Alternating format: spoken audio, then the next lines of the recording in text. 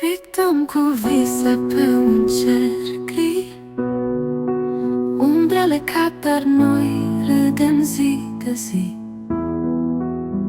Culori se scurg pe pereți de hârtie, în haosul lumii găsim poezie.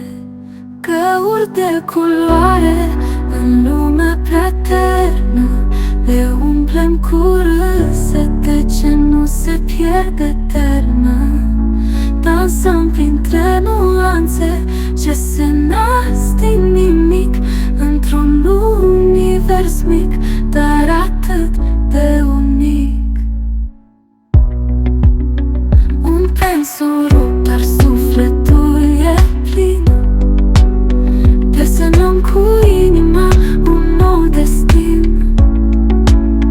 Pe o pânză goală lăsăm amprente, fiecare linie e o poveste prezentă.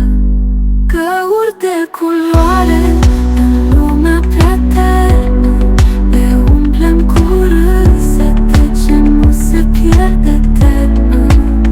Dansăm printre nuanțe ce se nasc din nimic, într-un univers mic, dar atât de unic.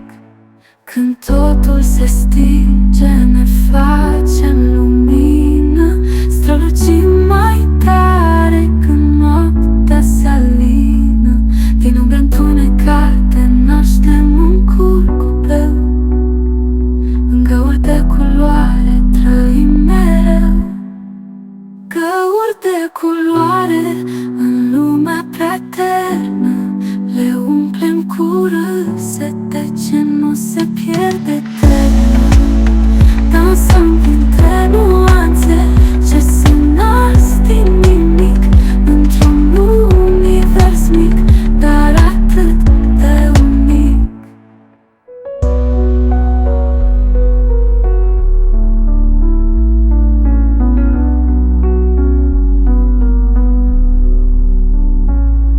Când totul se stinge, ne facem lumină, strălucim mai tare când noaptea se alină.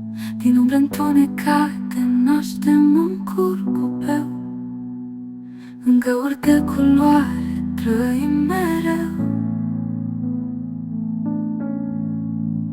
Găuri de culoare în lumea prea ternă, le umplem cu râsete ce nu se pierd eternă.